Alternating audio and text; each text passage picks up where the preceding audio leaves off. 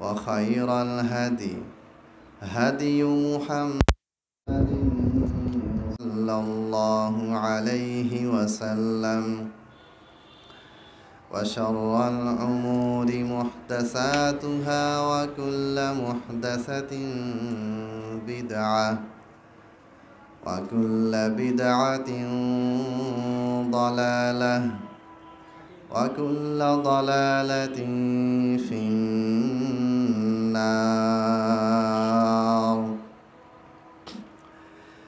أعوذ بالله من الشيطان الرجيم. بسم الله الرحمن الرحيم. يا أيها الذين آمنوا اتقوا الله حق تقاته ولا تموتن إلا وأنتم مسلمون. يا أيها الناس اتقوا ربكم الذي خلقكم من نفس واحدة وخلق منها زوجها وبث منهما رجالا كثيرا ونساء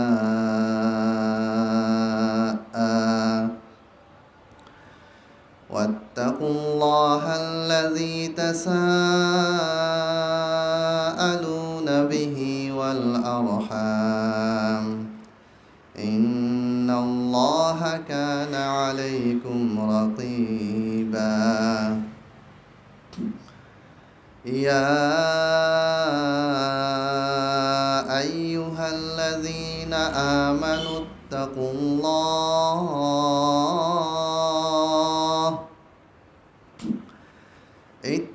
الله وقولوا قولا سديدا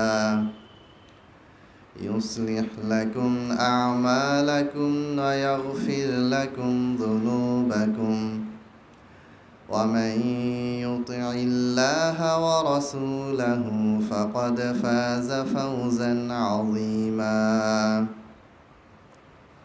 وقال الله تعالى في سورة القلم إنك لعلى خلق عظيم. وقال الله تعالى في سورة الأنبياء وما أرسلناك إلا رحمة للعالمين. সমস্ত প্রশংসা মহান আল্লাহ রব্বুল আলামিনের জন্য। লাখো কোটি দরুদ ও সালাম বর্ষিত হোক সর্বশেষ নবী, সর্বশেষ রাসূল, সর্বশ্রেষ্ঠ মানব, সর্বশ্রেষ্ঠ মাখলুক বিশ্বনবী মুহাম্মদ সাল্লাল্লাহু আলাইহি ওয়াসাল্লামের উপর অসংখ্য অগণিত দরুদ ও সালাম বর্ষিত হোক সাল্লাল্লাহু আলাইহি ওয়াসাল্লাম। সম্মানিত উপস্থিতি, আল্লাহর অশেষ রহমত ও দয়ায়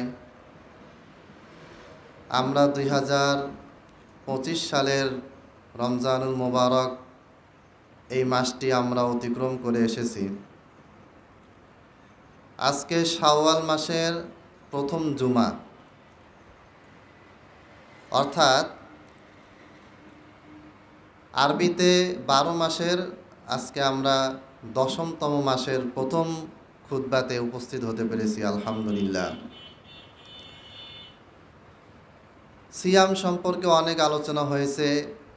সিয়ামের আগে করণীয়, সিয়ামের মধ্যে করণীয়, রমজান মাসে করণীয়, এগুলি আমরা আলহামদুলিল্লাহ সবাই আলোচনা করেছি, শুনেছি, জেনেছি, বুঝেছি, আমল করেছি। তবে সিয়ামের মাস রমজান পার হওয়ার পরে যদি আমরা পুনরায় আবার রমজানের পূর্বে যেই রকম ছিলাম, রমজান মাসে ভালো ছিলাম, সিগারেট খাইনি। রমজান মাসে খুব ভালো ছিলাম, সুদ খাইনি, ঘুষ খাইনি, মানুষের সাথে মিথ্যা কথা বলি নাই, খুব ভালো ছিলাম।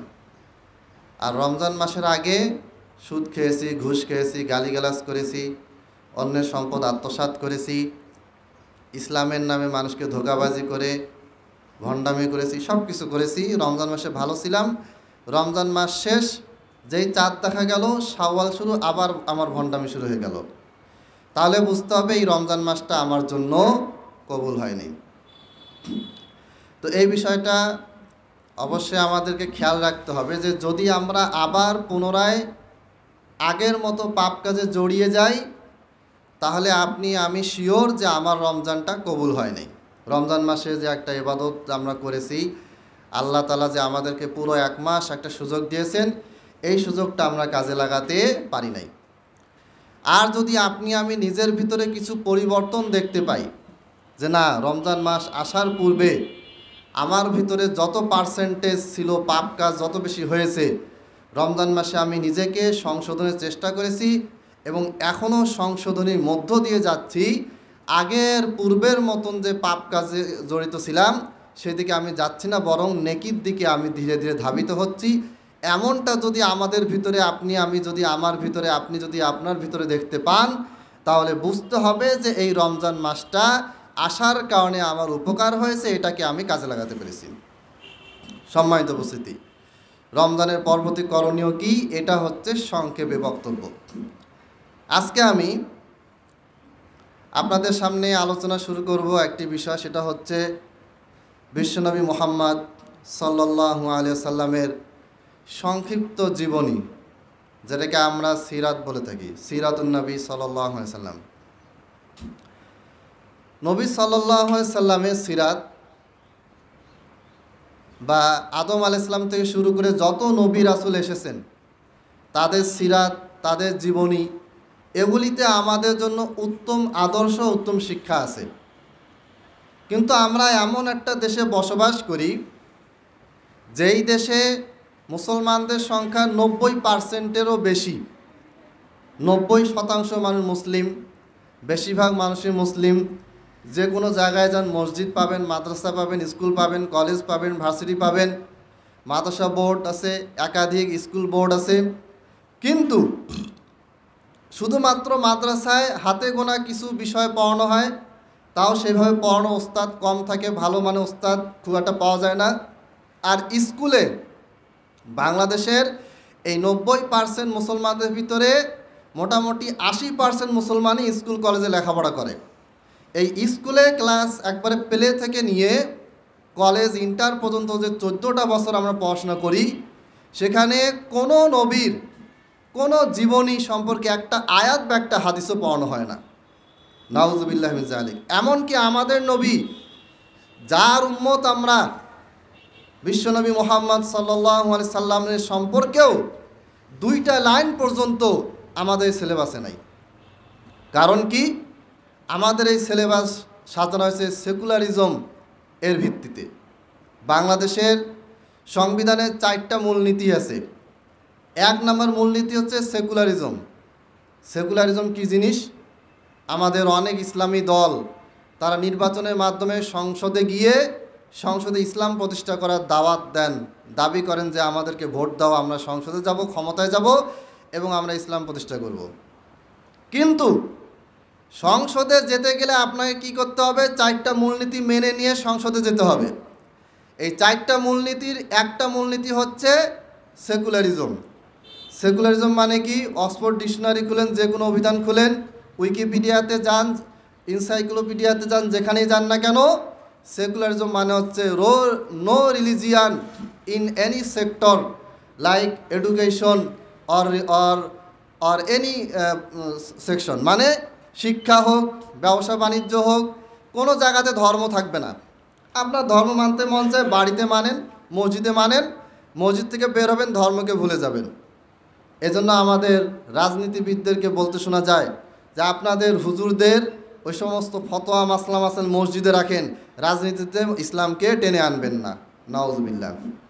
তাহলে যেই দেশের সংবিধানে সেকুলারিজম এখনও আছে, সেই সংবিধান অনুযায়ী যেই সিলেবাস প্রণীত হবে, সেই সিলেবাসে আমাদের নবী সাল্লাল্লাহু আলাইহি সাল্লামের সিরাত কখনো স্থান পায়নি, পাবেও না। অতএব সংবিধানের পরিবর্তনের চেঞ্জ করার দরকার আছে। 2 নাম্বার, 4টা মূলনীতি আছে। আরেকটা হচ্ছে ডেমোক্রেসি। ডেমোক্রেসি কী জিনিস?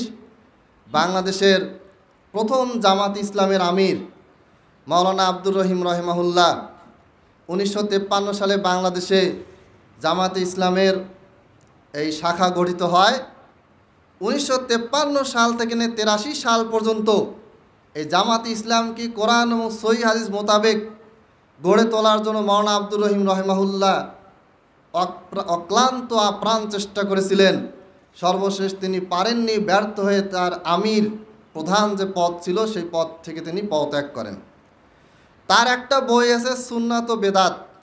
তিনি একজন হানাফি মাযহাবের বড় আলেম, কিন্তু তিনি ওই ব্যক্তি যিনি হানাফি মাযহাবের ভিতর থেকে বাংলাদেশে সুন্নাত এবং বেদাত সম্পর্কে 350 পেজের একটা বিস্তারিত বড় গ্রন্থ লিখেছেন। সেই গ্রন্থের 110 থেকে 111 পৃষ্ঠায় তিনি বলেছেন যে আমাদেরকে রাজনীতি, ইসলামী রাজনীতি করতে হবে, কিন্তু ইসলামী রাজনীতির নামে ডেমোক্রেসি, সমাজতন্ত্র, পুঁজিবাদ এই সমস্ত মতবাদকে মেনে নিয়ে এদের সাথে তাল মিলিয়ে আমরা যেই রাজনীতি করছি, এটা হচ্ছে মুনাফিকির রাজনীতি। এই রাজনীতি কখনোই ইসলামিক রাজনীতি হতে পারে না। তার আরেকটা বই আছে গণতন্ত্র নয়, ইসলামী পরিপূর্ণ বিপ্লব চাই। সেখানে তিনি আরও এই বিষয়গুলো আলোচনা করেছেন। তাহলে যেই নবীর উম্মত আমরা, একজন আওয়ামী লীগ করে তাকে জিজ্ঞেস করবেন তোমার নবীকে, বলবে আমার নবী মুহাম্মদ সাল্লাল্লাহু আলাইহি সাল্লাম। মুখে বলুক আর মন থেকে বলুক সেটা তার বিষয়। বিএনপি করে এরকম একজন ব্যক্তিকে বলবেন আপনার নবীকে, বলবে যে আমার নবী বিশ্বনবী মুহাম্মদ সাল্লাল্লাহু আলাইহি সাল্লাম। আহলে হাদিসকে জিজ্ঞেস করেন, হানাফি, মালিকি, হাম্বলি, শাফি, দেওবন্দি, ব্রেলভি, যাকেই জিজ্ঞেস করেন না কেন, মুসলমানদের ঘরে জন্মগ্রহণ করেছে, তার ভিতরে মুসলমানিত্ব থাক বা না থাক, তার ভিতরে ইসলামের জ্ঞান থাকুক বা না থাকুক, সে একজন এবাদত গুজার মোত্তাকি হোক অথবা এবাদত গুজার নামাজি না হোক, তাও সে বলবে আমার নবীকে বিশ্বনবী মুহাম্মদ সাল্লাল্লাহু আলাইহি সাল্লাম। তার মানে বোঝা যাচ্ছে আমাদের সবার ভিতরে আল্লাহর নবী সাল্লাল্লাহু আলাইহি ওয়াসাল্লামের প্রতি ভালোবাসা, টান আছে। তা শুধু টান ভালোবাসা থাকলেই কি হবে? আমাদের কি তার সম্পর্কে জানতে হবে না? আল্লাহ তাআলা কোরআনে 2 জায়গায় বলেছেন, লাকাদ কানা লাকুম ফি রাসূলিল্লাহি উসওয়াতুন হাসানাহ লিমান কানা ইয়ারজুল্লাহা ওয়াল ইয়াউমাল আখির ওয়া যাকারাল্লাহা কাসীরা। লাকাদ কানা লাকুম ফি রাসূলিল্লাহি উসওয়াতুন হাসানাহ, তোমাদের জন্য তোমাদের রাসূল মুহাম্মদ সাল্লাল্লাহু আলাইহি সাল্লামের মধ্যে রয়েছে উসওয়াতুন হাসানা। হাসানা মানে এমন সুন্দর যার চেয়ে বেশি সুন্দর আর নাই, যার ধারে কাছে কোনো সৌন্দর্য আর নাই। আপনারা জানেন আমাদের নবী 2 জন আদরের নাতি, হাসান রাদিয়াল্লাহু তাআলা আনহু এবং হুসাইন রাদিয়াল্লাহু তাআলা আনহু, 1 বছর বড় ছোট। নবী সাল্লাল্লাহু আলাইহি ওয়াসাল্লাম যখন মারা যান তখন হুসাইন রাদিয়াল্লাহু তাআলা আনহুর বয়স মাত্র 5 ছিল, হাসান রাদিয়াল্লাহু তাআলা আনহুর বয়স ছিল 6 বা 7 বছর। এই হাসান হুসাইন শব্দটা আসছে এই হাসানা হুসুন শব্দ থেকে, মানে যার চেয়ে সুন্দর উত্তম আর কিছু হয় না। লাকাদ কানা লাকুম ফি রাসূলিল্লাহি উসওয়াতুন হাসানাহ, তোমাদের জন্য তোমাদের রাসূলের মধ্যে রয়েছে সবচেয়ে বেশি সুন্দর। পৃথিবীতে যতগুলি আদর্শ আছে, পৃথিবীতে যতগুলি মতাদর্শ আছে, পৃথিবীতে যতগুলি চিন্তা ভাবনা, চিন্তা ফিকির, চিন্তা গবেষণা যা কিছু আছে, এই সবগুলোর চাইতে সর্বশ্রেষ্ঠ, সর্বোত্তম চিন্তা ভাবনা, সর্বোত্তম মতাদর্শ, সর্বোত্তম দিক নির্দেশনা, হেদায়েতের আলো কোথায় আছে? রাসূল সাল্লাল্লাহু আলাইহি ওয়াসাল্লামের মধ্যে আছে। তার কথায় আছে, তার কাজে আছে, তার চালচলনে আছে, তার প্রত্যেকটা অঙ্গভঙ্গি, কথাবার্তা সব কিছুতেই পুরো বিশ্বের উম্মতের জন্য কি আছে? উত্তম আদর্শ নিহিত আছে। তো এই যে আয়াতটা আমরা পড়তেছি, আয়াতটা তো পড়তে পড়তে আমাদের চুল দাড়ি পেকে গেল, একবারে হাফেজরাও হিফজ করে শেষ করে ফেললো, প্রতি বছর খতম দিচ্ছে, কিন্তু উসওয়াতুন হাসানা কি আমাদের ভিতরে এসেছে? আসে নাই। না আসার মেইন কারণ আমাদের ভিতরে আল্লাহর নবী সাল্লাল্লাহু আলাইহি সাল্লাম সম্পর্কে কোনো জ্ঞান নাই, কোনো কিছু জানা নাই। আপনি সালাদ যে শুরু করেন, এই সালাদটা শুরু করি আমরা নবীর হাদিস দিয়ে আল্লাহু আকবার বলে। আপনি সালাদ শেষ করেন আসসালামু আলাইকুম ওয়া রাহমাতুল্লাহ বলে, এটাও আল্লাহ নবী সাল্লাল্লাহু আলাইহি ওয়াসাল্লামের দেখানো হাদিস মোতাবেক কী করি, আমরা এই আমলটা করি। তাহলে আমাদের 24টা ঘন্টা যে আমল, যার মাধ্যমে আমরা জান্নাতে যাব, যেই আমলের হিসাব কিয়ামতের দিন সর্বপ্রথম হবে, সেই আমলটাও আমরা করি রাসূল সাল্লাল্লাহু আলাইহি ওয়াসাল্লামের দেখানো পথে। এই আমলটা আমরা শেষ করি রাসূল সাল্লাল্লাহু আলাইহি ওয়াসাল্লামের দেখানো পথে, অথচ ওই নবীর জীবনী আমরা জানি না, তার সম্পর্কে কিছু আমরা জানি না। এই নবী সাল্লাল্লাহু আলাইহি ওয়াসাল্লামের ব্যাপারে একদল নবী সাল্লাল্লাহু আলাইহি ওয়াসাল্লামের প্রশংসা করতে করতে এমন পর্যায়ে চলে গেছে যে নবীকে আল্লাহর পর্যায়ে নিয়ে গেছে, নাউজুবিল্লাহ। আরেক দল, এরা নবীকে মানেই না, বলে যে কোরআন মানতে হবে, হাদিস মানা যাবে না, নিজেদেরকে আহলে কোরআন বলে দাবি করে। তারা নবী সাল্লাল্লাহু আলাইহি ওয়াসাল্লামকে টোটালি বাদ দিচ্ছে, নাউজুবিল্লাহ। এটার মেইন কারণ আমাদের ভিতরে আমাদের বিশ্বনবী মুহাম্মদ সাল্লাল্লাহু আলাইহি সাল্লাম সম্পর্কে কোনো ধারণা, পড়াশোনা, গবেষণা নেই। সম্মানিত উপস্থিতি, ভূমিকা স্বরূপ কয়েকটি কথা বললাম। আল্লাহ নবী সাল্লাল্লাহু আলাইহি সাল্লাম এমন একজন ব্যক্তি, যার সম্পর্কে খুতবা দিয়ে, বক্তব্য দিয়ে, লেখনির মাধ্যমে, যার সম্পর্কে আলোচনা করে কখনো শেষ করা সম্ভব নয়। তারপরও ক্ষুদ্র মানুষ হিসেবে আমরা যতটুকু পারবো, যতটুকু সম্ভব, আমাদের নবী বিশ্বনবী মুহাম্মদ সাল্লাল্লাহু আলাইহি সাল্লাম সম্পর্কে যতটুকু আমাদের পক্ষে জানা সম্ভব জানতে হবে, যতটুকু সম্ভব অন্যকে জানাতে হবে, যতটুকু সম্ভব তার সুন্নাত, তার আদর্শ, তার সিরাত, তার জীবনী, তার কর্ম, তার আচরণ, তার আখলাক, সব কিছু আমাদেরকে কী করতে হবে, চারপাশে ছড়িয়ে দিতে হবে। মুসলমানদের ভিতরেও ছড়িয়ে দিতে হবে, অমুসলিমদের মাঝেও কী করতে হবে, ছড়িয়ে দিতে হবে, দাওয়াত দিতে হবে। এবার আসি আল্লাহ নবী সাল্লাল্লাহু আলাইহি সাল্লামের জীবনীতে। আমরা যদি নবীদের সিরিয়াল দেখি, কোরআন এবং হাদিসে সরাসরি নবীদের সিরিয়াল দেওয়া হয় নাই, তবে বাইবেলে ওল্ড টেস্টামেন্ট, নিউ টেস্টামেন্ট মানে ইসরায়েলি রওয়ায়াতে কিছু সিরিয়াল পাওয়া যায়। এই হিসেবে ইমাম ইবনে কাসির রহিমাহুল্লাহ তার 14 খণ্ডে লিখিত আল বিদায়া ওয়ান নিহায়া গ্রন্থে বেশ কিছু সিরিয়াল দিয়েছেন। 1 নম্বরে আদম আলাইহিস সালাম, এটা আমরা সবাই জানি। 2 নম্বরে তার ছেলে শীস আলাইহিস সালাম।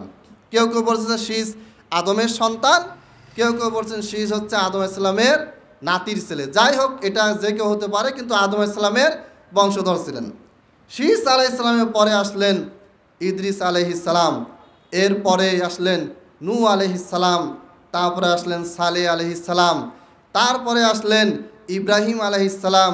এই ইব্রাহিম আলাইহিস সালামের 2 সন্তান, বড় সন্তান ইসমাইল আলাইহিস সালাম, ছোট সন্তান ইসহাক আলাইহিস সালাম। ইব্রাহিম আলাইহিস সালামের এই যে 2 সন্তান, এক সন্তান ইসহাক আলাইহিস সালামের বংশধর থেকে হাজার হাজার নবী এসেছেন। কত নবী এসেছেন আল্লাহ তাআলা ভালো জানেন। আল্লাহ তাআলা কোরআনে বনী ইসরাঈলদের ব্যাপারে বলেছেন, ওয়ায়াকুতুলুনাল আমবিয়া বিগাইরি হক। এই বনী ইসরাঈল অসংখ্য নবীকে অন্যায়ভাবে হত্যা করেছে। তার মানে বোঝা গেল ইসহাক আলাইহিস সালামের বংশধর থেকে অসংখ্য নবী রাসূল এসেছেন, যার প্রকৃত সংখ্যা আল্লাহ ছাড়া কেউ জানেন না। এর বিপরীতে ইসমাইল আলাইহিস সালামের যে বংশ, এই বংশের ধারাবাহিকতায় একজন মাত্র নবী এসেছেন, তিনি হচ্ছেন বিশ্বনবী মুহাম্মদ সাল্লাল্লাহু আলাইহি সাল্লাম। ইসমাইল আলাইহিস সালামের 12 জন সন্তান ছিল। এই 12 জন সন্তানের একজনের নাম ছিল নাবিত। এই নাবিতের বংশধর থেকে মুহাম্মদ সাল্লাল্লাহু আলাইহি সাল্লাম এসেছেন। এই জন্য আমরা যে আরবি ভাষায় কথাবার্তা বলি, এটাকে বলা হয় নাবাতীয় আরবি। এটা কোরআন নাজিলের আগ পর্যন্ত এই ভাষার পরিবর্তন হয়েছে, সংযোজন হয়েছে, বিয়োজন হয়েছে। এই ভাষাতে অনেক কিছু পরিবর্তন হয়েছে। আপনারা যদি আজ থেকে 200 বছর আগের ব্রিটিশ ইংলিশ পড়েন, দেখবেন যে শব্দগুলির বানান অনেক দীর্ঘ, লম্বা, এক একটা শব্দে অনেকগুলো করে অক্ষর। এখন সেটা কমতে কমতে সংক্ষেপ হয়েছে। ইউ মানে তুমি, আগে বলো তো দি, THW দি মানে তুমি, এভাবে পরিবর্তন হয়েছে। তো আরবিতেও নাবাতীয় আরবিক, যেই আরবিতে আমরা কথা বলি, যেই আরবিতে কোরআন নাজিল হয়েছে, যে আরবিতে হাদিস রয়েছে, হাদিস নাজিল হয়েছে, এই আরবি ভাষা এসেছে ইসমাইল আলাইহিস সালামের মাধ্যমে। আর ইসমাইল আলাইহিস সালামের ছেলে নাবিত, তিনি যিনি ছিলেন ইসমাইলের বড় ছেলে, 12 সন্তানের মধ্যে যিনি বড় ছেলে ছিলেন, যার বংশ থেকে আমাদের বিশ্বনবী মুহাম্মদ সাল্লাল্লাহু আলাইহি ওয়াসাল্লাম জন্মগ্রহণ করেছেন, সেই নাবিত, তার যে ভাষা, তার যে লেখনী, তিনি সর্বপ্রথম আরবি ভাষায় লেখা শুরু করেন। ওইটাকে বলা হয় নাবাতীয় আরবি। ওই আরবিতে একসময় সংযোজন, বিয়োজন, অনেক কিছু আপডেট হয়েছে। পরবর্তীতে আল্লাহ নবী সাল্লাল্লাহু আলাইহি ওয়াসাল্লামের সময় যখন কোরআন নাজিল হলো, তখন থেকে আরবি ভাষা পরিপূর্ণভাবে একেবারে কিয়ামত পর্যন্ত আপডেটেড হয়ে গেছে। আর আরবি ভাষায় কোনো আপডেট আসবে না, হবে না, আঞ্চলিক আরবিতে আসতে পারে। তাহলে আমরা যদি মুহাম্মদ সাল্লাল্লাহু আলাইহি ওয়াসাল্লামের জীবনীটা পড়তে যাই, তাহলে আমাদের নবী মুহাম্মদ সাল্লাল্লাহু আলাইহি ওয়াসাল্লামের যে বংশধারা, এটা শুরু হয়েছে ইব্রাহিম আলাইহিস সালামের বড় ছেলে ইসমাইল আলাইহিস সালামের ছেলে নাবিতের মাধ্যমে এইভাবে করে সিরিয়ালে আসছে। মাঝখানে কত বছর গেছে, কয় হাজার বছর গেছে, এটা আল্লাহ তাআলাই ভালো জানেন। পৃথিবীতে কারো পক্ষে এটা বের করা সম্ভব নয় যে কোন নবী কখন এসেছেন এবং কোন নবীর, দুই নবীর মাঝখানে কত বছর কত হাজার গ্যাপ ছিল, এটা কারো পক্ষে জানা সম্ভব নয়। জাস্ট একটা অনুমান যে মুসা ইসলামের ১৫০০ পরে ঈসা ইসলাম আসছেন, ঈসা ইসলামের ৫০০-৭০০ বছর পরে মুহাম্মদ সাল্লাল্লাহু আলাইহি ওয়াসাল্লাম এসেছেন, এটা জাস্ট একটা অনুমান, সত্য হতে পারে, মিথ্যা হতে পারে। আল্লাহ নবী সাল্লাল্লাহু আলাইহি ওয়াসাল্লামের যে ইতিহাস, সিরাত, এগুলোর উপর অনেক কিতাব লিখিত হয়েছে। তন্মধ্যে একটা বিশ্ববিখ্যাত গ্রন্থ হচ্ছে সিরাতে ইবনে হিশাম। আমি বইয়ের নামগুলো বলতেছি, বই নিয়েও আসছি দেখানোর জন্য, এইটা দেখানোর জন্য যে বইগুলা আমাদেরকে জানতে হবে, পড়তে হবে। বক্তব্য কখনোই বই পড়ার বিকল্প নয়। আপনি যতই জুমার খুতবা শুনেন, যতই আলেম ওলামার ওয়াজ শুনেন, যতদিন পর্যন্ত আপনি বই পড়বেন না, ততদিন পর্যন্ত আপনার ভিতরে কোরআন হাদিসের গভীর জ্ঞান ভিতরে প্রবেশ করবে না। কারণ প্রথম যে আয়াত, ইকরা, পড়ো, আল্লাহ তাআলা বলতে পারতেন যে ইসমা, হে নবী তুমি শোনো জিবরাইল যা বলে, এটা আল্লাহ তাআলা বলতে পারতেন। কিন্তু আল্লাহ তাআলা কি বলেছেন? পড়ো, পড়তে হবে। আর হাদিস তো আছে যে তলাবুল ইলমি ফারিদাতুন আলা কুল্লি মুসলিম, প্রত্যেক নর নারীর জন্য জ্ঞান অর্জন করা ফরজ। আপনি যদি একটা বাচ্চাকে ক্লাসে খালি যদি পড়ান, আপনি পড়তেছেন আর সে শুনতেছে, তাহলে সে কোনোদিন শিখবে না, শুনে যাবে। তাকে আপনি পড়া ধরবেন, সে ঠিক মতন বলতে পারবে না। কিন্তু যখন সে নিজে পড়বে, তখন আপনি তার ভুলগুলো ধরে দিতে পারবেন, সে আস্তে আস্তে পড়া শিখবে। অনুরূপভাবে আজকে আমি বক্তব্যে সিরাতের কথা বলতেছি, শুনলেন শেষ না, আপনাকে আমাকে বাসায় গিয়ে সিরাতের উপরে লিখিত গ্রন্থগুলি পড়তে হবে। অনেকগুলি গ্রন্থ লেখা আছে। ইমাম ইবনে কাসির রাহিমাহুল্লাহর আল বিদায়া ওয়ান নিহায়ার ২য় এবং ৩য় খণ্ডে আল্লাহ নবী সাল্লাল্লাহু আলাইহি ওয়াসাল্লামের জীবনী বিস্তারিতভাবে লিখিত আছে। এটা ইসলামিক ফাউন্ডেশন থেকে প্রকাশিত হয়েছে, দাম কম, অবশ্যই কেনার চেষ্টা করবেন, পড়বেন। আরেকটা বই আছে সিরাতে ইবনে হিশাম। সিরাতে ইবনে হিশাম, এটা হচ্ছে ২৫১ হিজরিতে মারা গেছেন লেখক, বর্তমানে ১৪৪৬ হিজরি। আর ২৫১ হিজরিতে তিনি মারা গেছেন ইবনে হিশাম রাহিমাহুল্লাহ। ওই সময় তিনি 4 খণ্ডে আল্লাহর নবী সাল্লাল্লাহু আলাইহি ওয়াসাল্লামের জীবনী সম্পর্কে কিতাব লিখে গেছেন। অনেক তথ্য, দলিল, প্রমাণ, অনেক কিছু ঘাটাঘাটি করে তিনি আরবের বংশনামা, কোথায় কোন ঘটনা ঘটছে, কোন ঘটনা আগে ঘটছে, কোন ঘটনা পরে ঘটছে, সব কিছু গবেষণা করে তার পূর্বে লিখিত আরও কিছু গ্রন্থকে সামনে রেখে তিনি 4 খণ্ডের এই বইটা লিখছেন। এই বইটারও বাংলাদেশে 4-5টা অনুবাদ পাওয়া যায়। ইসলামিক ফাউন্ডেশন অনুবাদ করছে, আর রিসেন্টলি আরেকটা প্রকাশনী, নামটা মনে নাই, তারা 4 খণ্ডে এটা প্রকাশ করেছে। তাহলে আলেম ওলামারা কিন্তু কাজ করে যাচ্ছে, বড় বড় ইমামরা কাজ করে গেছেন। আমরা যারা সাধারণ মুসলমান আছি, আমাদেরকে রেডিমেড জিনিসটা নিতে হবে, বাসায় গিয়ে প্রতিদিন 5 মিনিট 10 মিনিট করে পড়ে নিজের নবী সম্পর্কে জ্ঞান অর্জন করতে হবে, করতেই হবে, এটা ফরজ। যতদিন পর্যন্ত আপনি আমি নবী সাল্লাল্লাহু আলাইহি ওয়াসাল্লামের সিরাত পড়ার আগ্রহ হবে না, তার হাদিস পড়ার আগ্রহ তৈরি হবে না, ততদিন পর্যন্ত আপনি অন্ধকারে থাকবেন। কখনো পীরের ভক্ত, কখনো বাবার ভক্ত, কখনো এর ভক্ত, কখনো ওই ভক্ত, কখনো ওই নেতার ভক্ত, কখনো এই রাজনৈতিক দল, কখনো ওই রাজনৈতিক দল, কখনো আপনি বাপ মারা যাবে, হুজুর ডাকে আনে নামাজ পড়াবেন, নিজে নামাজ পড়তে পারবেন না। এই অজ্ঞতা থেকে যাবে। এই অজ্ঞতা থেকে কী করতে হবে? একমাত্র ঔষধ হচ্ছে পড়াশোনা করা। যতদিন পর্যন্ত পড়াশোনাতে আপনি যাবেন না, ততদিন পর্যন্ত আমার মতন 1000 খতিব যদি আপনাকে বক্তব্য দিয়ে যদি একবার আপনার কান ঝালাপালাও করে দেয়, আপনার ভিতরে প্রকৃত জ্ঞান প্রবেশ করবে না। খুতবা, বক্তব্য, এটা হচ্ছে সহকারী, এটা আপনাকে বোঝানোর জন্য হেল্প করবে, সাহায্য করবে।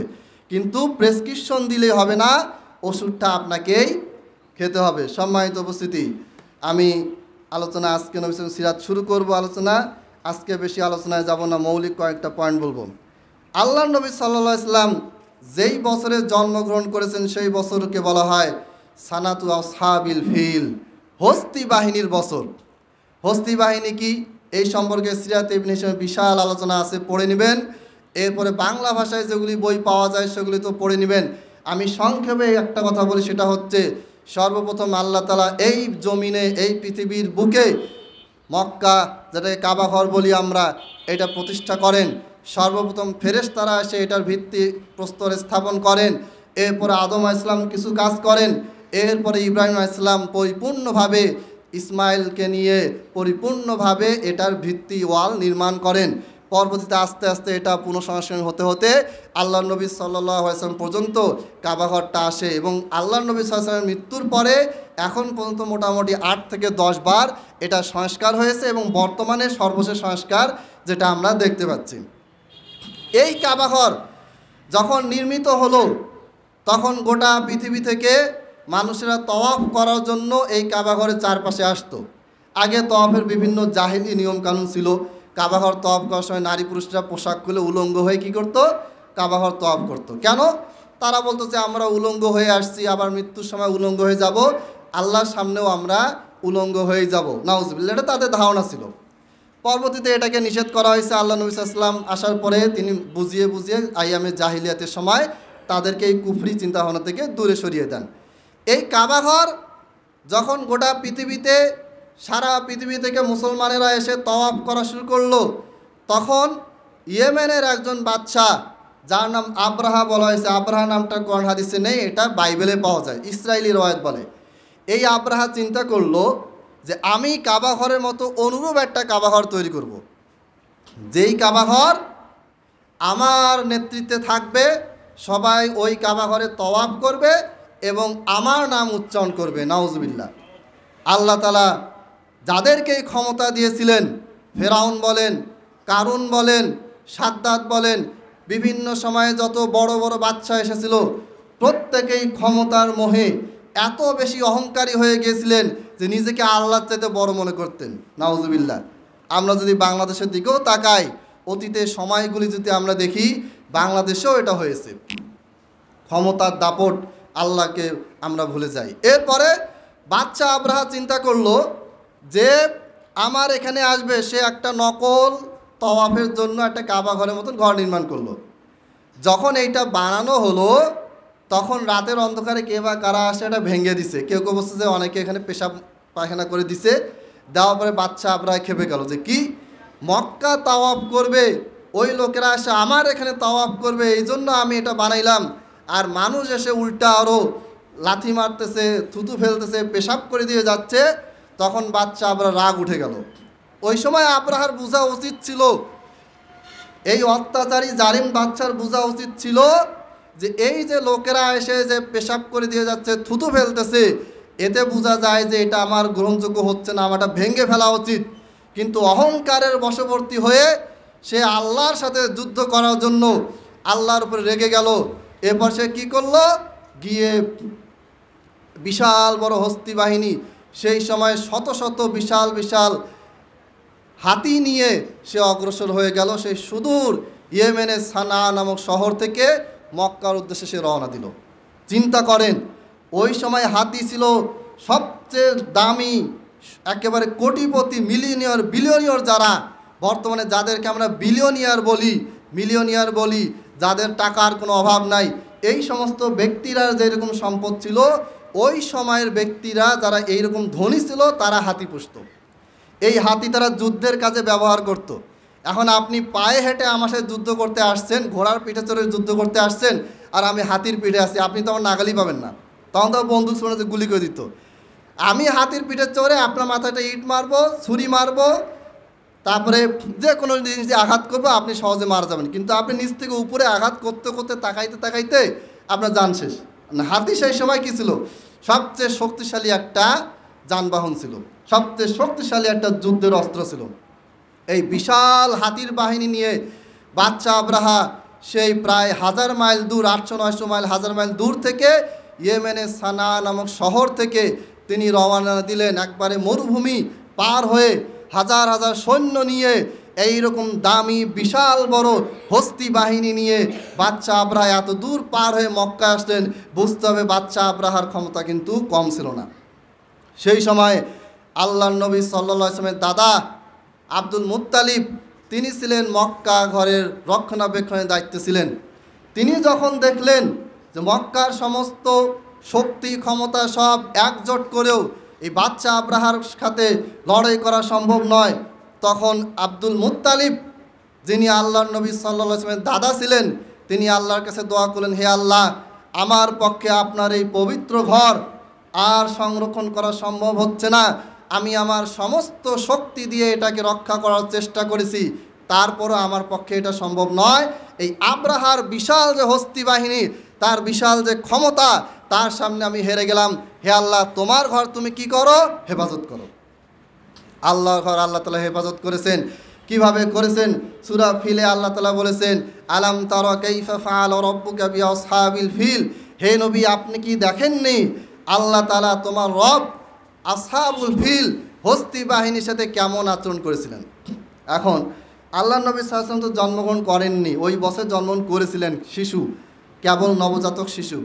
তাকে তার মৃত্যুর 40 বা 50 দিন পূর্বে ঘটিত ঘটনা হচ্ছে কাবাঘর আক্রমণ করা। তাহলে আল্লাহ তাআলা কেন নবীকে বললেন যে তুমি দেখো নাই? মানে আল্লাহ নবী সাল্লামকে জিজ্ঞেস করতেছেন যে হে নবী, আপনি কি দেখেন নাই আমি কেমন আচরণ করেছি হস্তি বাহিনীর সাথে? এইখান থেকে আমাদের একদল আলেম বলে যে আল্লাহর নবী আগে থেকেই ছিলেন এবং তিনি সব কিছু দেখতে পারেন, তিনি হচ্ছেন আলিমুল গায়ব। নাউজুবিল্লাহ। আসলে এটা হচ্ছে আরবি ভাষার একটা রীতি।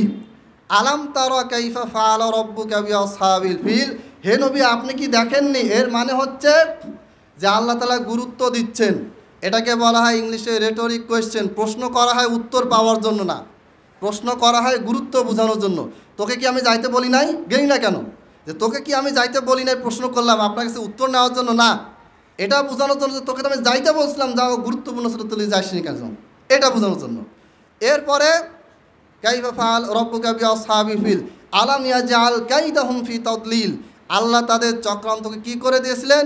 ধূলিসাৎ করে দিয়েছেন। আজও কেউ যদি কাবাঘর দখলের কোনো চক্রান্ত করে, এটাকে আল্লাহ ধূলিসাৎ করে দিবেন।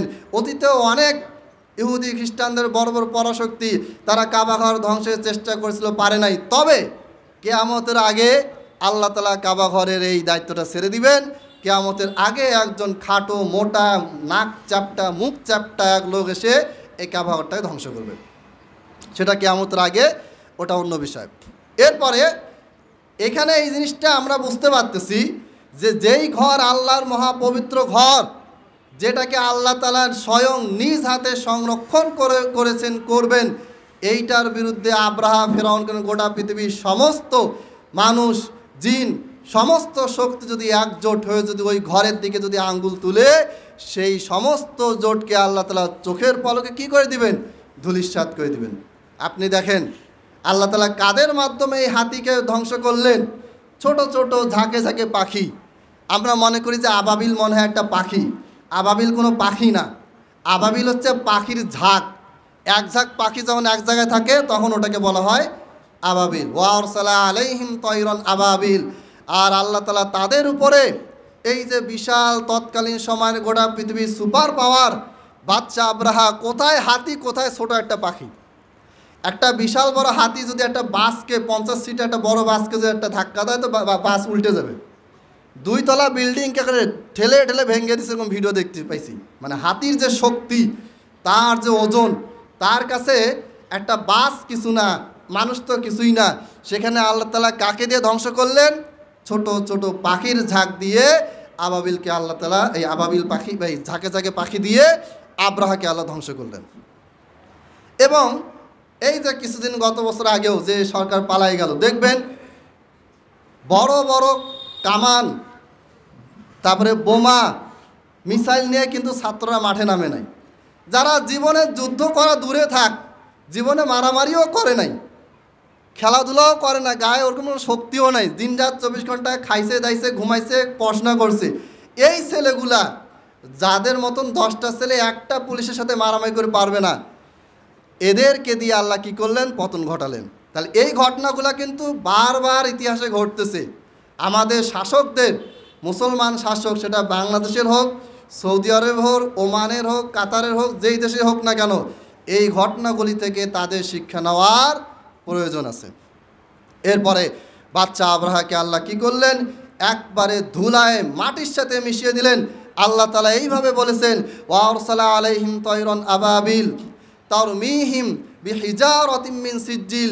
এই পাখিগুলি, এই বাচ্চা আব্রাহার বিশাল বড় শক্তিশালী বাহিনী, এই যে বিশাল বড় যে হস্তি বাহিনী, বিশাল বিশাল এই যে হাতিগুলি ছিল, যাদের পা যখন মাটিতে ফেলতো মাটি কেঁপে উঠতো, এই রকম বিশাল বিশাল হাতিকে ছোট ছোট নুড়ি পাথর, ছোট ছোট পাথর, এই পাথরগুলি বুটের সাইজের মতন ছোট ছোট পাথর, এই পাথরগুলি পাখি মুখ থেকে নিক্ষেপ করলো, তাদের মাথায় পড়লো, তারা একবারে মাটির সাথে মিশে গেল। আল্লাহ তাআলা বললেন, ফাজআলাহুম কাআসফিম মাকুল। গরু যখন ঘাস চিবায় অথবা মানুষ যখন কোনো কিছু চিবাইতে চিবাইতে চিবাইতে ওটা একবার লাস্টে গিয়ে যেরকম অবস্থা হয়, আর কোনো অস্তিত্ব থাকে না, ওই রকম চিবানো ঘাসের মতো আল্লাহ তাআলা আব্রাহার এই বাহিনীকে কী করে দিলেন, চিবানো ঘাসের মতো বানিয়ে একবারে মাটির সাথে মিশে দিলেন। সুবহানাল্লাহ। যুগে যুগে কেউ যদি আল্লাহ তাআলার সাথে সরাসরি যুদ্ধে নামতে চায়, যুগে যুগে কেউ যদি কোরআনের বিরুদ্ধে, হাদিসের বিরুদ্ধে, ইসলামের বিরুদ্ধে যদি নামতে চায়, তাহলে তার ধ্বংস হবেই হবে, আজ হোক কাল হোক তার ধ্বংস হতেই হবে সুনিশ্চিত। অতএব এইখান থেকে আমাদের শিক্ষা নিতে হবে যে কেন এই ঘটনাগুলি ঘটছে, আল্লাহ তাআলা কেন এই ঘটনাগুলি বর্ণনা করেছেন। সম্মানিত উপস্থিতি, সিরাতে ইবনে হিশাম লম্বা কাহিনী, অনেক কিছু বলা আছে। এরপরে সর্বপ্রথম এই লেখক বর্ণনা করেছেন আল্লাহ নবী সাল্লাল্লাহু আলাইহি ওয়াসাল্লামের যে দাদা আব্দুল মুত্তালিব, তাকে আমরা সবাই চিনি, কিন্তু আল্লাহ নবী সাল্লাল্লাহু আলাইহি ওয়াসাল্লাম তার দাদার কয়টা স্ত্রী ছিল, কয়টা সন্তান থেকে আসছে, এটা আমরা জানি না। এই ব্যাপারে আমি সংক্ষিপ্ত আলোচনা করে শেষ করবো ইনশাআল্লাহ। ইবনে হিশাম রাহিমাহুল্লাহ তার কিতাবে লিখেছেন, ফাওয়ালাদা আব্দুল মুত্তালিব বিন হিশাম আশারাতা নাফারিন নসিত্তা নিসওয়াতিন। আব্দুল মুত্তালিব মানে আল্লাহ নবী সাল্লাল্লাহু আলাইহি ওয়াসাল্লামের দাদার 10টা ছেলে ছিল। কয়টা ছেলে? 10টা ছেলে ছিল, আর মেয়ে ছিল 6টা। এই মোট 16টা সন্তান আব্দুল মুত্তালিবের ছিল। একাধিক স্ত্রী, 4 জন স্ত্রী ছিল। 4 জন স্ত্রী থেকে তার ছেলে ছিল 10 জন, মেয়ে ছিল 6 জন। এই 10 জন ছেলের একজনের নাম ছিল আব্বাস। আপনারা যদি হাদিস দেখেন দেখবেন যে আন ইবনে আব্বাস রাদিয়াল্লাহু তাআলা আনহু থেকে বর্ণিত। এই আব্বাস হচ্ছেন রাসূল সাল্লাল্লাহু আলাইহি ওয়াসাল্লামের চাচা, যিনি তার চাচাদের ভিতরে ইসলাম গ্রহণ করেছিলেন। এরপরে হামজা বিন আব্দুল মুত্তালিব। এই হামজা আল্লাহর নবী সাল্লাল্লাহু আলাইহি ওয়াসাল্লামের চাচা ছিলেন। তিনি এত শক্তিশালী ব্যক্তি ছিলেন, তাকে দেখলে পুরা 100-150 যত লোকই তাকে ভয় পালিয়ে যেত। বীর মানুষ ছিলেন। একদিন আল্লাহ নবী সাল্লাল্লাহু আলাইহি ওয়াসাল্লাম হাঁটছিলেন, আবু জেহেল আল্লাহ নবী সাল্লাল্লাহু আলাইহি ওয়াসাল্লামকে গালিগালাজ করলো, ঢেল মারলো, একের খুব অপমান করছে। তখনও হামজা রাদিয়াল্লাহু তাআলা আনহু ইসলাম গ্রহণ করেন নাই। আবু জেহেলের যে দাসী, সে পরে হামজাকে বললেন যে আপনি মক্কার বাইরে গেছিলেন, শিকার করতে গেছিলেন, আপনার চাচাকে, আপনার ভাতিজাকে, আপনার ভাই আবু জেহেল কিন্তু নবীর আপন চাচা, এই আবু জেহেল আপনার ভাতিজা মুহাম্মদকে অপমান করেছে। তখন হামজার অন্তরে আঘাত লাগলো যে আমার ভাতিজা যদিও মুসলমান, ইসলাম ধর্ম সে প্রচার করছে, আমি যদিও ইসলাম ধর্মগ্রহণ করি নাই, কিন্তু আমার ভাতিজাকে এত বড় করে, কে তার সাহস আমার ভাতিজাকে অপমান করে আমি জীবিত থাকতে। এরপরে হামজার যেন রাগ উঠে গেল। তিনি মক্কার যে বিশাল ওখানে জনসভা বসেছিল, যেখানে আবু জেহেল প্রধান সভাপতি, ওইখানে গিয়ে আবু জেহেলকে বলল যে আমি ইসলাম গ্রহণ করলাম, তুই আমার ভাতিজাকে মারছিস, আরেকবার যে তোকে মারতে দেখি তোর 12টা বাজে দেবো। এই বলে আবু জেহেলকে সবার সামনে পিটায় একবারে মাটিতে শোয়াই দিয়েছেন। সুবহানাল্লাহ। এই হচ্ছে না হামজা।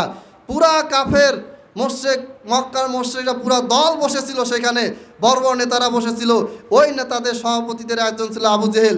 এই আবু জেহেলকে সবার সামনে মেরে একবার ধসাইকে মাটিতে শোয়াই দিছে, যে তিনি হচ্ছেন হামজা রাদিয়াল্লাহু তাআলা আনহু।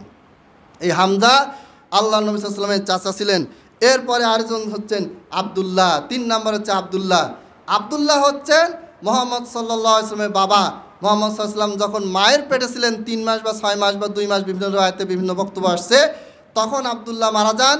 সেই সময় আব্দুল্লাহর বয়স ছিল 18 বছর। অর্থাৎ মুহাম্মদ সাল্লাল্লাহু আলাইহি ওয়াসাল্লাম বাপ বেটার ভিতরে বয়সের ডিফারেন্স ছিল 18 বছর। এরপরে আব্দুল্লাহর ছোটো ভাই হচ্ছে আবু তালেব হচ্ছেন আলী রাদিয়াল্লাহু তাআলা আনহুর বাবা। সামনে এগুলো আলোচনা আসবে। তারপরে ছিলেন জুবায়ের। এই জুবায়ের ছিলেন নবী সাল্লাল্লাহু আলাইহি ওয়াসাল্লামের চাচা। আরেকজন ছিলেন হারেস, আরেকজন ছিলেন হুজলা। এরপরে বেশ কিছু নাম আছে, তার ভিতরে আবু লাহাব আছেন। এই ব্যক্তিরা ছিলেন মোটামুটি 10 জন আল্লাহ নবী সাল্লামের চাচা। তার মানে এই যে যাদের নাম বললাম এরা সবাই মক্কার শীর্ষস্থানীয় নেতৃত্বস্থানীয় ব্যক্তি ছিলেন। এইখান থেকে আমরা যেটা জানতে পারি, আল্লাহ নবী সাল্লাল্লাহু আলাইহি ওয়াসাল্লাম কোনো ছোট ঘরে জন্মগ্রহণ করেন নাই। আল্লাহ নবী সাল্লাল্লাহু আলাইহি ওয়াসাল্লাম এমন ঘরে জন্মগ্রহণ করেছিলেন যেই ঘরের 10 ছেলেই ছিল তৎকালীন সময়ের 10 জন বড় বড় নেতা, এবং পুরা মক্কা সেই সময় গোটা পৃথিবীতে সবচেয়ে সম্মানজনক চাকরি ছিল, সবচেয়ে সম্মানজনক ধর্মীয় উপাধি ছিল, সবচেয়ে সম্মানজনক পদবি ছিল, পোস্ট ছিল, সেটা হচ্ছে কাবা ঘরের রক্ষণাবেক্ষণের দায়িত্ব যার হাতে ছিল সে ছিল সবচেয়ে বড় ধর্মীয় নেতা, সে ছিল সবচেয়ে বেশি সম্মানজনক ব্যক্তি।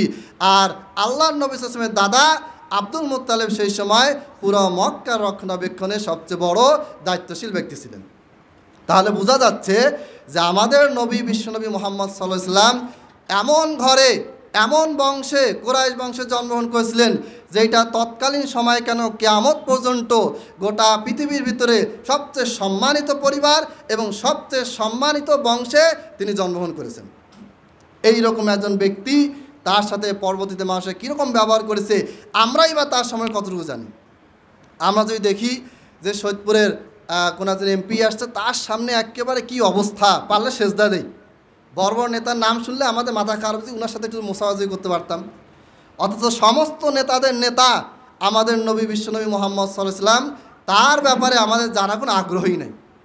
এটা আমাদের জন্য দুর্ভাগ্য, এটা আমাদের জন্য কি ধ্বংস হওয়ার একটা মাধ্যম যে আমরা আমাদের নবীকে চিনি না।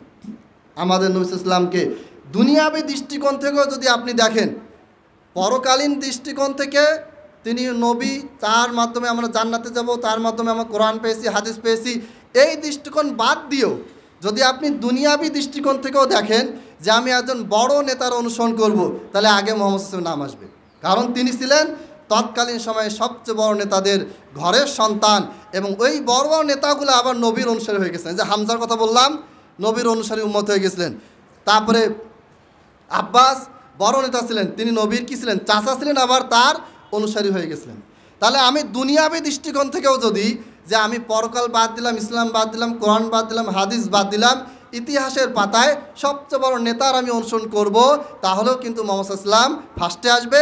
আর যদি মনে করেন যে আমি গোটা পৃথিবীতে সবচেয়ে সম্মানিত ব্যক্তি যার মাধ্যমে আমি জান্নাত লাভ করতে পারবো, এই দৃষ্টিকোণ থেকে যদি আপনি মুহাম্মদ সাল্লাল্লাহু আলাইহি ওয়াসাল্লাম অনুসরণ করতে চান, তাহলে এক নম্বর কে আসবে? আমাদের নবী বিশ্বনবী মুহাম্মদ সাল্লাল্লাহু আলাইহি ওয়াসাল্লাম। সব দিক থেকে আল্লাহ তাআলা তার ব্যাপারে বলেছেন, ইন্নাকা লাআলা খুলুকিন আযীম, হে নবী আপনাকে আমি অতীব মহান চরিত্রবান করেছি। আল্লাহ তাআলা তার ব্যাপারে এমন এমন শব্দ ব্যবহার করেছেন যেটা পৃথিবীর কারো সম্পর্কে বলেন নাই। ওমা আরসালনাকা ইল্লা রাহমাতাল লিল আলামিন, হে নবী আমি আপনাকে রহমত স্বরূপ পাঠিয়েছি। নবী সাল্লাল্লাহু আলাইহি ওয়াসাল্লাম রহমত ছিলেন, এমন রহমত ছিলেন তার থুতুতে কি হতো, সুগন্ধি বের হতো, সাহাবীরা তার থুতু নেওয়ার জন্য কাড়াকাড়ি করতেন। এটা নবী সাল্লাল্লাহু আলাইহি ওয়াসাল্লামের ছিল, আমাদের পীর বুজুর্গদের এটা নাই। আমাদের অনেকে মনে করে যে নবীর ছিল তার মানে তার সিলসিলায় আসা পীরদের ওটা আছে, নাউজুবিল্লাহ। নবী সাল্লাল্লাহু আলাইহি ওয়াসাল্লামের শরীরের বরকত ছিল 100%, এই আকীদা আমাদের রাখতে হবে। কিন্তু এরপরে কারো শরীরে এই বরকত আছে এটা মনে করা কুফরি, এটা মনে করা মানে হচ্ছে আপনি আপনার পীরকে, আপনি আপনার হুজুরকে নবীর মতো মনে করেন, নাউজুবিল্লাহ। যাই হোক, সম্মানিত উপস্থিতি, আমাদের যেটা ঘোষণা দেওয়া আছে সেটা হচ্ছে যে আমরা জুমা 1:15 শুরু করব। কিন্তু এটা লেখা আছে, আমরা ঘোষণা দেওয়ার পরেও আমাদের একটা অভ্যাস হয়ে গেছে যে আমরা 1:30 নামাজে দাঁড়াবো, শীতে হোক গ্রীষ্মকালে হোক, এটা আসলে অনেক লেট হয়ে যায়। আল্লাহ নবী সাল্লাল্লাহু আলাইহি ওয়াসাল্লাম যার আদর্শের কথা বলতেছি, তিনি স্পষ্টভাবে বলেছেন আসসালাতু লিওয়াক্তিহা, সালাতকে কি করতে হবে, তার আউয়াল ওয়াক্তে পড়তে হবে। আউয়াল ওয়াক্ত মানে প্রথম সময়, যে সময় সালাতটা শুরু হয়। এখন এই জোহরের সালাতের টাইমটা কখন হয়, ঘড়ি হিসাব বাদ দিয়ে সহজ হিসাব, আপনি দাঁড়াবেন বা একটা কাঠি পুঁতবেন, ধরেন আপনি একটি কাঠি পুঁতলেন, এই কাঠিটা যখন সূর্যটা কাঠির উঁচু সমান বরাবর থাকবে তখন জোহরের টাইম হয় নাই। আর যখনই ছায়াটা একটু পূর্বের দিকে যাবে, সূর্যটা একটু পশ্চিমে আসবে, ছায়াটা যখন পূর্ব দিকে একটু হেলে যাবে, তখনই জোহরের সময় শুরু হয়ে যাবে। এইভাবে যে আপনি চেক করে দেখেন, এখন মোটামুটি 12টার সময় কিন্তু সময় হয়ে যায়, 12টা 5, 10 বা 15। তো আউয়াল ওয়াক্তটা যেহেতু একটু লম্বা হয়, মোটামুটি এই পুরো সময়টার ভিতরে প্রায় 1-1.5 ঘন্টা মতো লম্বা থাকে। এই জন্য 12টার সময় শুরু হলে আমরা সর্বোচ্চ 1:15-20 যেতে পারি, কিন্তু 1:30 একেবারে একামত দিয়ে সালাত শুরু করা এটা অনেক লেট হয়ে যায়। আমরা ওরকম লেট আসলে করতে চাই না। আপনাদের প্রতি অনুরোধ থাকবে আপনারা আগে আসবেন এবং অবশ্যই মাথায় রাখবেন যে আমরা 1:15 জুমার সালাতে কী করব, দাঁড়িয়ে যাব। এটা রমজানের আগে আমরা ঘোষণা দিছিলাম, আজকেও ঘোষণা দিলাম, আজকেও আমি আপনাদের সামনে অনুরোধ করলাম। আর সর্বশেষ আরেকটা ঘোষণা, সেটা হচ্ছে শাওয়ালের সিয়ামের ব্যাপারে। শাওয়ালের সিয়াম এটা হচ্ছে 6টা সিয়াম, এটা হচ্ছে নফল সিয়াম। এর আপনি এই যদি আপনার কোনো কাজা সিয়াম থাকে, রমজান মাসে যদি আপনার কোনো সিয়াম কাজা হয়ে যায়, তাহলে এই কাজাটা আগে আপনি পূরণ করে শাওয়ালের সিয়াম রাখতে পারেন। যদি আপনি মনে করেন যে না আমি আজকে শাওয়ালে রাখবো, কালকে কাজা করব, সেটা আপনি করতে পারেন, তবে চেষ্টা করবেন কাজাটাকে আগে শেষ করার। এরপরে আপনি শাওয়ালের সিয়াম রাখবেন। 6টা সিয়াম আপনি একটানা রাখতে পারেন, 6 দিনে, 12 দিনে রাখতে পারেন, 15 দিনে রাখতে পারেন, গোটা মাসে আপনি রাখতে পারেন, কোনো সমস্যা নেই। আপনি যদি প্রথম সপ্তাহে রেখে দেন কোনো অসুবিধা নেই, শেষ সপ্তাহে যে রাখতে চান কোনো অসুবিধা নেই, মানে গোটা মাসে আপনার সামনে অপশন আছে, আপনি 6টা সিয়াম রাখবেন। তবে এটা রাখতে চাইলে ধারাবাহিকভাবে শুরুতে রাখা ভালো, কারণ আমাদের জীবন মৃত্যু কোনো গ্যারান্টি নেই, যে কোনো সময় মারা যেতে পারি। যদি আমরা এটা দ্রুত করে ফেলতে পারি তাহলে আমাদের নিশ্চিত হলো যে আমরা এটা রাখতে পেরেছি। তাই শাওয়ালের সিয়ামটা রাখবেন, এবং রমজানের সিয়াম রাখার পরে কেউ যদি শাওয়ালে 6টা সিয়াম রাখে, তাহলে বলা হয়েছে কানা কা সিয়ামি দাহর, সে পুরা বছর সিয়াম পালনের নেকি পেয়ে গেল। এখন আপনি 6 দিন অফিস করলেন, পুরা বছর বোনাস আপনাকে দেওয়া হবে, এটা কি নেবেন নাকি নেবেন না? যদি ঘোষণা দেওয়া হয় যে আপনি 1 মাস আর 6 দিন, মোট 36 দিন আপনি কি করবেন, অফিস করবেন, আপনাকে গোটা বছরের বেতন দেওয়া হবে, তাহলে তো আমরা সবাই কি আগে দৌড় মারব? ঠিক আছে না? তো এই জিনিসটা দুনিয়াবী ক্ষেত্রে আমরা বুঝি, ঠিক আছে, দুনিয়াবী ক্ষেত্রে বুঝতেছি, কিন্তু আখিরাতের ক্ষেত্রে এটা বোঝা লাগবে। আমরা কি করব, চেষ্টা করব এটা পালন করার। আর কাজার বিষয়টা অবশ্যই মাথায় রাখতে হবে। আর রমজান মাসে যাদের সিয়াম চলে গেছে, রাখতে পারেন নাই, কাজাও করতে পারতেছেন না, শরীরের এমন অবস্থা যে কাজা করাও সম্ভব হচ্ছে না, তারা ফিদিয়া দিবেন। ফিদিয়া কিন্তু রমজানেও দেওয়া যায়, পরেও দেওয়া যায়, সদাকতুল ফেতের না।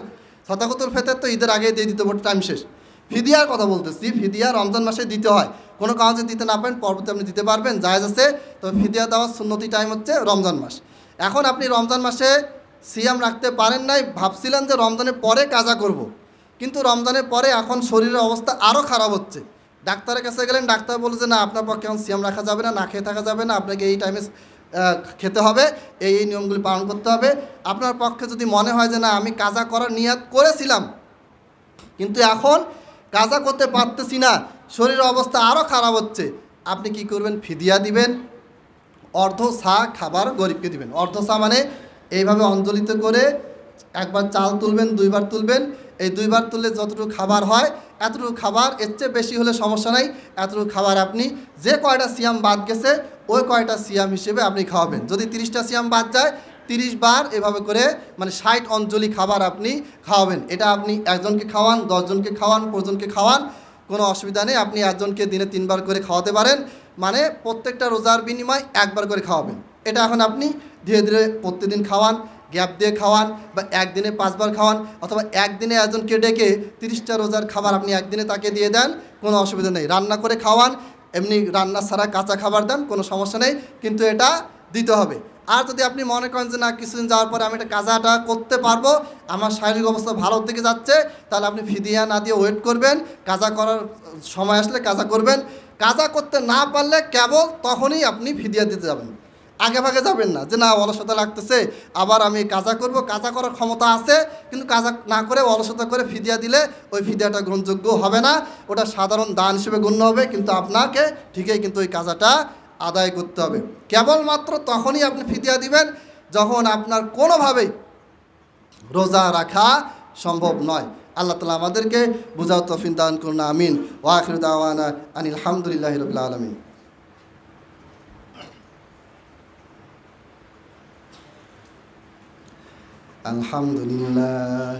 আলহামদুলিল্লাহি নাহমাদুহু ওয়া নাস্তাঈনুহু ওয়া নাস্তাগফিরুহু ওয়া নু'মিনু বিহি ওয়া নাতাওয়াক্কালু আলাইহি ওয়া নাউযু বিল্লাহি মিন শুরুরি আনফুসিনা ওয়া মিন সাইয়্যাতি আ'মালিনা। মান ইয়াহদিহিল্লাহু ফালা মুদিল্লা লাহু ওয়া মান ইউদ্লিল ফালা হাদিয়া লাহু। وأشهد أن لا إله إلا الله وحده لا شريك له وأشهد أن محمدا عبده ورسوله اللهم صل على محمد وعلى آل محمد كما صليت على إبراهيم وعلى آل إبراهيم إنك حميد مجيد اللهم بارك على محمد وعلى آل محمد كما باركت على إبراهيم وعلى آل إبراهيم إنك حميد مجيد ربنا آتنا في الدنيا حسنة وفي الآخرة حسنة وقنا عذاب النار ربنا ظلمنا أنفسنا وإن لم تغفر لنا وترحمنا لنكونن من الخاسرين عباد الله رحمكم الله إن الله يأمر بالعدل والإحسان وإيتاء ذي القربى وينهى عن الفحشاء والمنكر والبغي يعظكم لعلكم تذكرون فاذكروني أذكركم واشكروا لي ولا تكفرون